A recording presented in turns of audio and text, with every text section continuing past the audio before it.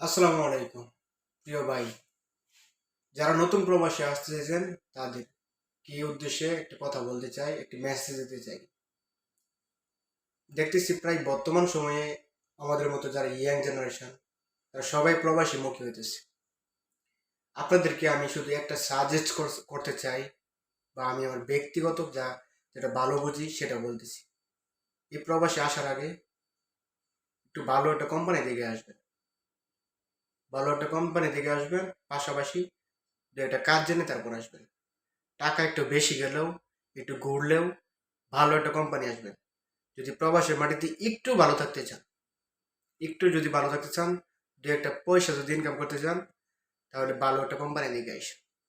Please ভাই, প্রবাসে আসার আগে বারবার ভালো করে বুঝে এবং শুনে তারপর আসবেন প্রবাসে।